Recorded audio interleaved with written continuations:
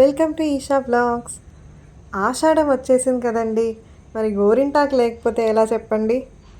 అందుకే మా ఇంట్లో అయితే గోరింటాకు పెట్టేసుకున్నాము. సో చిన్న చిన్న టిప్స్తో గోరింటాకు మంచిగా ఎలా పండాలో చెప్పేస్తాను, చూసేయండి ఒకసారి.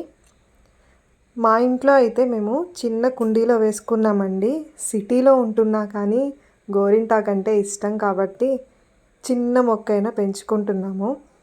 ఫస్ట్ అయితే ఫ్రెష్గా ఉండే గోరింటాకు తీసుకోవాలి. ఎందుకంటే మనం బయట ఎప్పుడో ప్యాక్ చేసిన పౌడర్స్ కానీ అవి కెమికల్స్ కలిపి ఉంటారండి. అవి అంత మంచివి కాదు.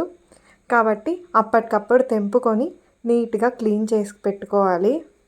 పల్లెటూరులో ఉన్న వాళ్ళకైతే పర్లేదండి, సిటీలో ఉన్న వాళ్ళకే కొంచెం కష్టం. కాకపోతే ట్రై చేయండి, దొరికేస్తుంది. ఇవాళ నేను ఆఫీస్ వెళ్ళే దారిలో చూశాను.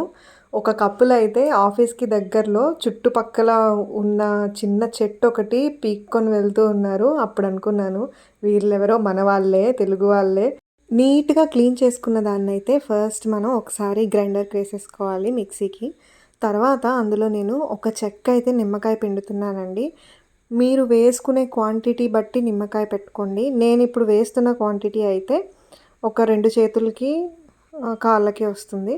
అండ్ ఒక 2 టేబుల్ స్పూన్ నేను పెరుగు కూడా వేసేసాను. వేసి దీనికి ఎంత వాటర్ అయితే సరిపోతుందో అంతా మనం కొద్ది కొద్దిగా వేసుకుంటూ తిప్పుకోవాలి.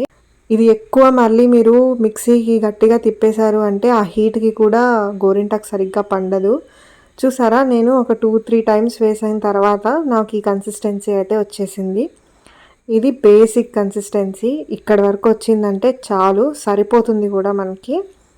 సో దీన్నైతే ఫస్ట్ మీరు చేతులకి జామ ఆయిల్ కానీ, లేదా మీ దగ్గర టీ ట్రీ ఆయిల్ ఉంటే టీ ట్రీ ఆయిల్ కానీ, లేదా కోకోనట్ ఆయిల్ ఉన్నా సరిపోతుంది. లైట్గా కొంచెం రాసేసుకోండి. అప్పుడు మీకు గోరింటాకు అనేది చాలా బాగా పండుతుంది. మా ఇంట్లో చీపురు కట్ట లేదండి, అందుకని నేను మామూలుగా అయితే చీపురు పుల్లతోనే పెట్టుకుంటాను. సో ఇక్కడైతే నేను ఇయర్ బడ్తో పెట్టుకుంటున్నాను. మంచిగా మీకు తోచిన డిజైన్లో మీరు వేసుకోండి. నాకైతే ఎప్పుడు చందమామే ఇష్టం, ఎప్పుడు నేను చందమామే వేసుకుంటాను.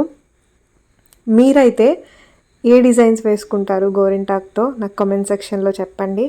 అలాగే మీకు ఈ వ్లాగ్ ఎలా అనిపించిందో కూడా చెప్పండి. మెయిన్ మన శాస్త్రాల్లో ఆషాఢ మాసంలోనే ఎందుకు పెట్టుకోవాలి గోరింటాకు అన్నది ఒక రీజన్ ఉందండి.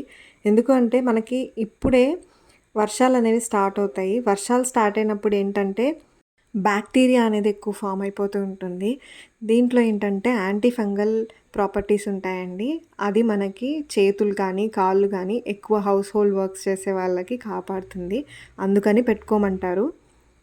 అలాగే నా చిన్నప్పటి నుంచి వింటున్న ఒక నమ్మకం ఏంటంటే గోరింటాకు ఎంత ఎర్రగా పండితే అంత ఎర్రటి మొగుడు వస్తాడని.